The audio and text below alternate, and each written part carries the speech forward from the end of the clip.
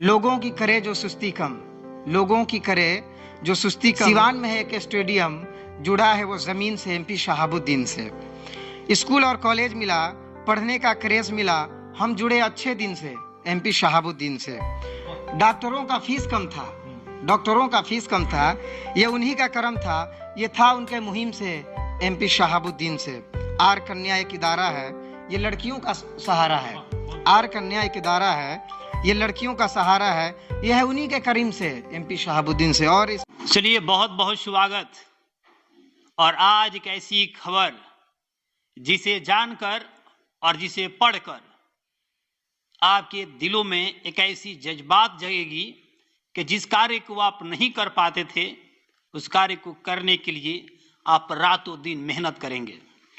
अभी हमारे साथ जिस शख्स को देख रहे हैं, इनकी उम्र बहुत ही कम है, लेकिन अपनी इतनी सी उम्र में ऐसे कीर्तिमान कर दिया, एक ऐसी किताब को लिख दिया जो आज ये किताब फ्लिपकार्ट और अमेज़न पे धड़ाके से बिक रही है।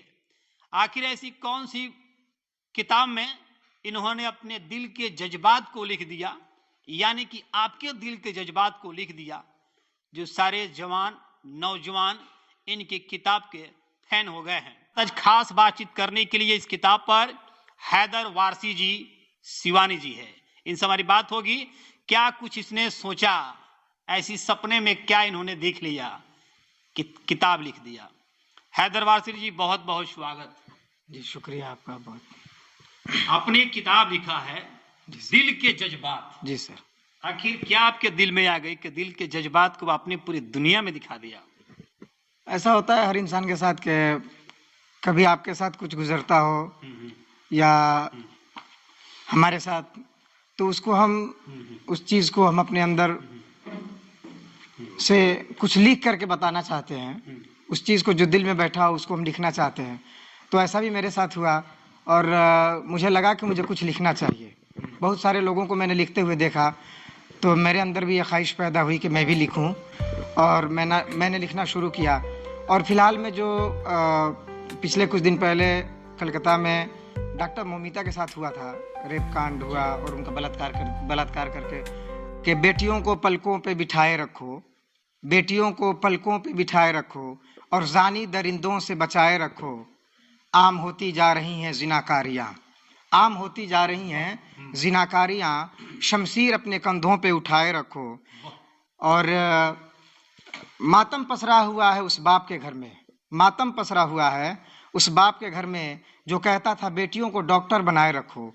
और एक शेर बतौर ख़ास, ये बहुत ज़रूरी है आजकल के ज़िनाकारों को पकड़ भी लिया जाता है और कोई सज़ा नहीं दिया जाता है। उसमें मैंने लिखा है कि गर देती नहीं फांसी सरकार दरिंदों को, गर देती नहीं फांसी सरकार दरिंदों को, फिर ऐसी सरकार को कुर्सी से हटाए रखो। गर देती है फांसी सरकार दरिंदों को, फिर इसी सरकार पे अंगूठा दबाए रखो। और आखिरी शेर यूँ है कि मेरा कहना है सभी बहन बेटियों से हैदर, मेरा कहना है सभी बहन बेटियों से हैदर, तुम कहीं भी जाओ हाथ में खंजर उठाए रखो।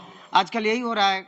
कोई भी लड़कियां अगर वो तन्हा जा रही हैं तो खुद को वो सेफ महसूस नहीं कर पा रही हैं। तो इसके लिए मेरा ख्याल है कि उनको खंजर लेना पड़ेगा, हाथ में जवाब देना पड़ेगा, ताकि वो खुद को सेफ कर सकें। चलिए हैदर वारसी जी, ये आपकी जज्बात है, दिल के जज्बात। और इस किताब को अभी तक मार्केट में कितना, अभी मार्केट में किताब उपलब्ध है, कहाँ कहाँ उपलब्ध है? और जैसे आपने कहा कि फ्लिपकार्ट पर, अमेज़न पर उपलब्ध है, और कोई लेना चाहता है तो कैसे लेगा? जी सर, मैंने पोस्ट किया है फेसबुक के माध्यम से। मैं उसको मैं लिंक वहाँ डिस्क्रिप्शन में अपलोड कर दूंगा। हालांकि अमेज़ॉन और फ्लिपकार्ट पे दिल के जज्बात लिखने से वो खुद ही आ जा रहा है। बहुत सारे लोगों ने इसको ख़रीदा भी है और मेरे दोस्त लोग भी हैं, और जो जानते हैं और जो नहीं भी जानते हैं उनको भी लगा के पढ़ना चाहिए, तो बहुत सारे लोगों ने इसको ख़रीदा। चलिए, सिवान के पूर्व सांसद मरहूम मोहम्मद शहाबुद्दीन के बारे में आपने इस किताब में क्या? शहाबुद्दीन साहब के बारे में मैंने लिखने की कोशिश की है, चूँकि सिवान में अभी जो जितने स्कूल हैं, मेरे ख्याल से जो लड़के और जो लोग तालीम हासिल कर रहे हैं, शायद ये उन्हीं का देन है। और मतलब शायद। और दूसरी चीज़ ये है कि राजेंद्र स्टेडियम है, बच्चे खेलते हैं। आजकल पढ़ाई के साथ खेल बहुत ज़रूरी है, तो मैंने लिखने की कोशिश की है कि लोगों की करे जो सुस्ती कम, लोगों की करे जो सुस्ती कम। सिवान में है एक स्टेडियम, जुड़ा है वो ज़मीन से एमपी शहाबुद्दीन से। स्कूल और कॉलेज मिला, पढ़ने का क्रेज मिला, हम जुड़े अच्छे दिन से एमपी शहाबुद्दीन से। डॉक्टरों का फीस कम था, डॉक्टरों का फीस कम था, ये उन्हीं का करम था, ये था उनके मुहिम से एमपी शहाबुद्दीन से। आर कन्या एक इदारा है, ये लड़कियों का सहारा है।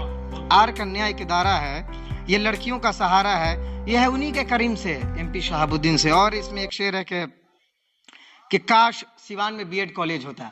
आजकल पता है हम भी बीएड का एग्ज़ाम देने सिवान बिहार से बाहर गए थे। जब आप बिहार से बाहर जाते हैं तो बिहारियों की कोई इज्जत नहीं है।